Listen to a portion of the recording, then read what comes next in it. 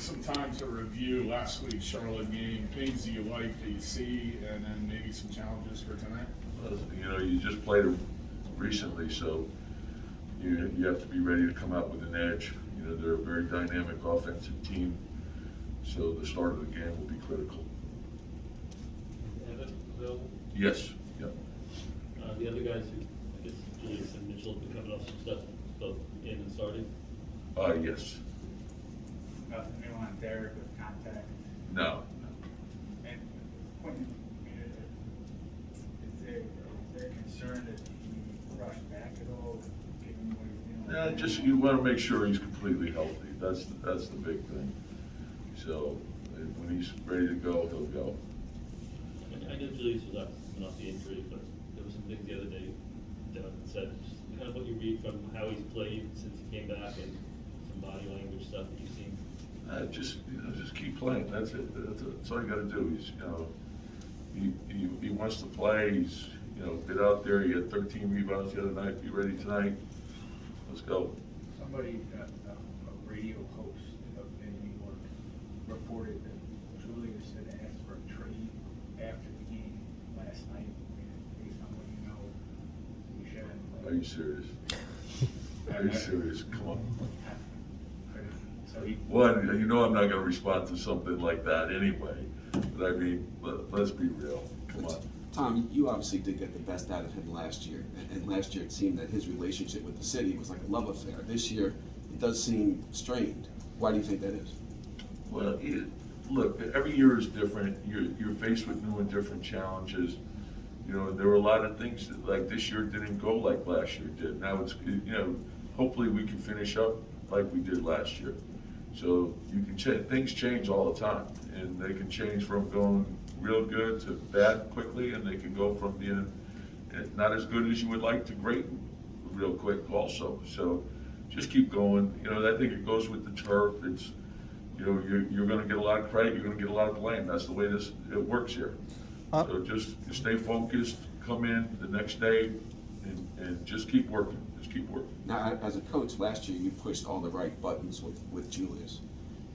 Are you searching for buttons this year that maybe? Well, it's not just. That's what I want to make a point about. It's not just one player. It's your entire team. How do you bring the best out of the group? And so, right now, I want the focus to be on. Okay, the team's playing really good, playing winning basketball, and that's where I want it to be. So, guy, like you could look at individual statistics for a game, right? And you can say, well, he didn't play well this game, and when you go back and you watch it, you may say, hey, he played a lot better than I thought. He didn't shoot well, but he did this, this, and this helped us win. Or maybe he's banged up and he's given us, things that can help us win that game. And so you look at all the things in totality. Once the season's over, we'll dig into everything. We'll look at the things we did well, the things we didn't do as well as we would like, and then we'll try to, make the improvements over the course of the summer. But this is ongoing, and just where I want us to be right now is, since the All-Star break on, we played really good basketball. Keep playing good basketball. Play winning basketball. Let's see what happens. So from what you know, Julius still wants to be here, and he's a guy that you're counting on for the Hey, look, as a coach, you coach the players that you have, and you love them all, and I do. If you play for me, I love you. Okay, it's really that simple. And the challenge for us is to bring the best out of each other. That's what we have to do. How would you compare and contrast the expectations? Obviously, as a coach, you want the highest expectations possible, but the expectations of the fans have changed. What do you think about that? Hey, look, we got the best fans. This is the best place in the league to play. Look, I've been just about every place, so I'm speaking from experience. All right, this place is special, and the fans are passionate. We know what basketball means to the city, right? We got to give them something to be proud of. We're going to come out. We got to play hard. We got to play for each other. We got to play smart. And if we do that, sometimes, you could lose a game and play well. You got to remember the other team's pretty good too.